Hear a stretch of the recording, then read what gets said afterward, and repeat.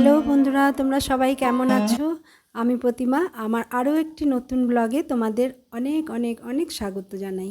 এখন অতিরিক্ত গরমের জন্য সত্যি আমি এখন আর বেশি ভিডিও করতে পারছি না। আর এই যে ভিডিওটা তোমরা দেখছো, এই ভিডিওটা আমার অনেক দিন আগের করা, জানো তো। তো আমরা দেখো, আমি এটিএমে চলে এসেছি টাকা তোলার জন্য, কিন্তু আজকে এটা আমার কথা ছিল না। আজকে অ্যাকচুয়াল অনেক দিন ধরে ঘর পরিষ্কার করবো ভেবে না, ঘর আর পরিষ্কার করা হচ্ছে না। কিন্তু জানো তো, যেদিন মনে করবে যেটা করবে সেটা কিছুতেই হয়ে ওঠে না। কিন্তু আচমকা করাটাই সবচেয়ে ভালো। আমরা যখন মনে করি না এটা করব ওটা করব, তো আজকে কি হলো, সমস্ত কিছু গন্ডগোল হয়ে গেল। আর রাতে ঘুম হয়নি গরমের ফলে, তারপরে সকালে একটু উঠতে দেরি হয়ে গেল। আর আবার সকালে উঠেই মিস্টার মজুমদার বলল এটিএম থেকে টাকা তুলতে হবে। তো যাই হোক, সমস্ত কাজ এদিক ওদিক হয়ে যাওয়াতে আমি কি করলাম, তখন কাজটাকে তো আমরা হাউসওয়াইফ মনে হয় বাড়িতে থাকি, কিন্তু একটা কাজ এদিক থেকে ওদিক হয়ে গেলে আমাদের অনেক কিছু মেকআপ করতে হয়। যেমন সকালবেলা তখন কি করলাম, খাওয়া আর রুটি তরকারি আর বানালাম না, গরমে এমনিতেও ভালো লাগে না। তবুও আজকে খাওয়াটাই পুরো পাল্টে দিলাম। দেখ, আজকে এবারে সিজনের আমের তো এখন প্রচুর দাম। এবারে আম খুব একটা বেশি হয়নি, তবু সিজন ফল যখন একটু তো খেতেই হবে বলে আজকে আম ছিল ঘরে, আমই কাটলাম। আম করে এবার কাটতে কাটতে কাটা শেষ হয়নি, তখনই আমার ফোন এলো যে আমার যে আমি যে গান শেখাই কয়েকজন স্টুডেন্টকে, তাদের কয়েকটা দিন ঠিক থাকে। তো আমি রবিবার, আজকে রবিবার, আসলে এই ভিডিওটা রবিবারে করা হচ্ছে, রবিবার দিনটা আমি রাখি না।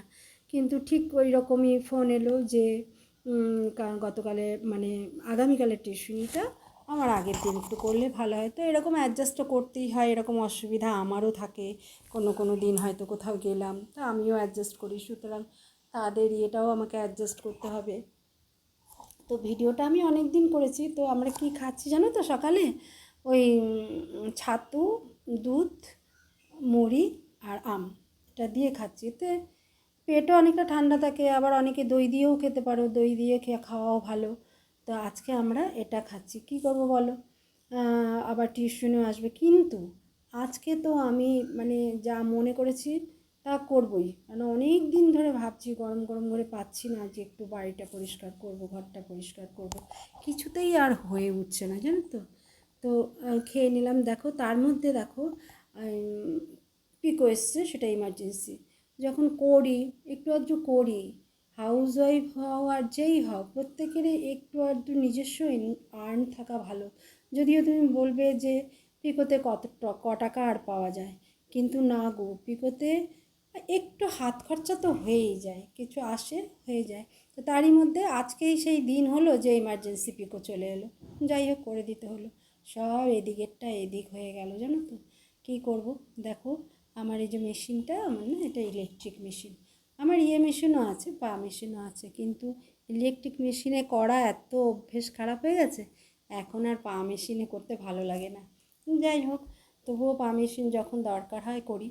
তবে অতিরিক্ত সেলাই করি না, বুঝতেই পারছো আমার তো বয়সটা নেহাত কম নয়। তা আমি সব কিছুই করি, কিন্তু সংযতভাবেই করি। তো চলে এলাম সেখান থেকে সোজা রান্নাঘরে।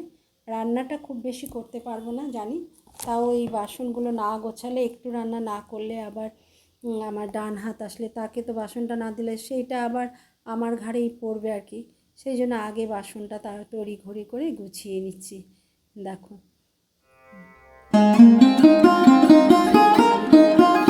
এটা খালি করে না রাখলে আমার বাসনগুলো রাখবো কোথায় আবার। আমাদের না মানে ওরা করে, পুকুরে মাঝে। কিন্তু জানো তো, যতই লোক আসুক, যতই আমার ডান হাত থাক,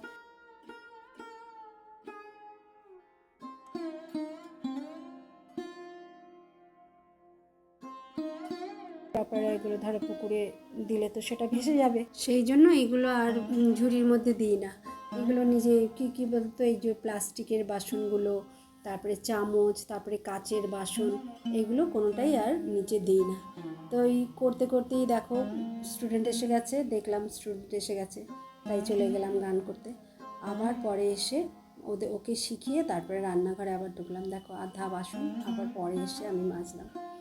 এই তো হচ্ছে। তো বন্ধুরা বুঝতেই পারছো, দেখবে যেদিন তোমার বেশি কাজ থাকবে আর যেদিন একটু তাড়াতাড়ি ওঠার দরকার সেদিনই দেখবে তোমার কোনো না কোনো কারণে ঠিক দেরি হবেই হবে।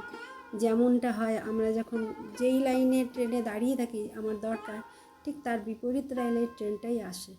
তো যাই হোক, জানি না এগুলো মানে ইকুয়ালভাবে হয় কি না, তবে ম্যাক্সিমাম তো তাই দেখি, তাই হয়। যাই হোক, সেই দিকে তাকালে তো চলবে না।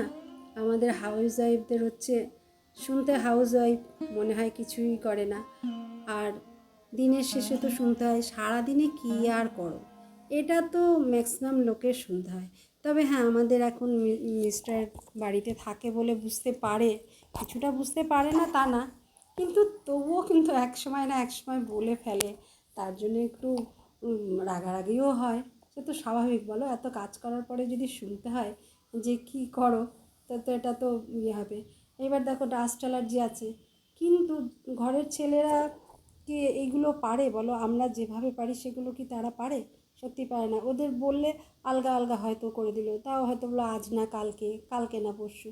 কিন্তু দেখো ওই আমি পা একদম ছড়িয়ে, মানে আমার পক্ষে পায়ে ভীষণ ব্যথা, যার জন্য মানে বসে কোনো কাজ করা খুব মুশকিল, ওঠা বসা।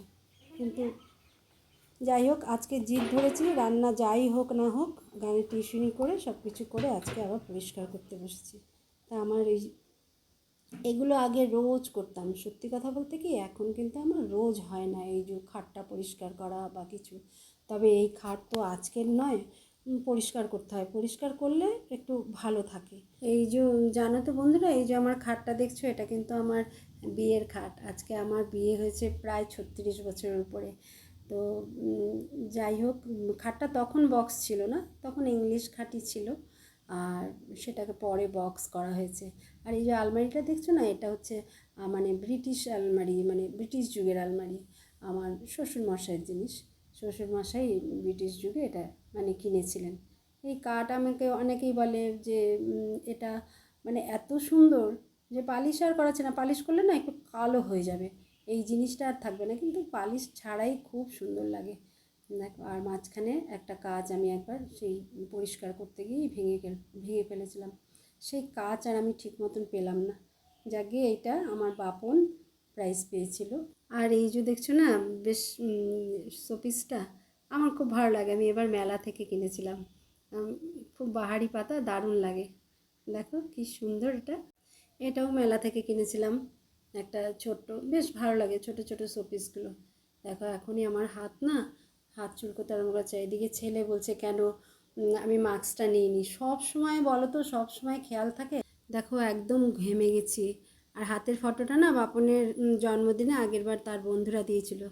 এত সব করতে গিয়ে বেশি কিছু রান্না করলাম না, ডাল, ঢ্যাঁড়স সিদ্ধ, উচ্ছে কুমড়ো ভাজা আর মাছ ভাজাই করলাম। আজকে প্রচণ্ড দেরি হয়ে গেছে বন্ধুরা, মানে রান্না খুব একটা বেশি করিনি, ভান করেছি কিন্তু মাথা আসছেনি, কি জাস্ট একটুখানি সিঁদুরের ছোঁয়া দিয়ে চলে এসেছি, আর মাথা কিচ্ছু আসছেনি। তো বন্ধুরা আজ এই অবধি রইল। আপনাদের ভিডিওটা ভালো লাগলে লাইক শেয়ার কমেন্ট করে দেবেন এবং সঙ্গে সাবস্ক্রাইবও করবেন। সাবস্ক্রাইবের সঙ্গে অল বাটনটা অবশ্যই চেপে দেবেন, তাহলে আমার ভিডিও নোটিফিকেশনটা আপনার ভিডিওতে সবার আগে পৌঁছে যাবে। তো এখন রাখি, সবাই ভালো থাকবেন, সুস্থ থাকবেন এই কামনা করি। Tata, by.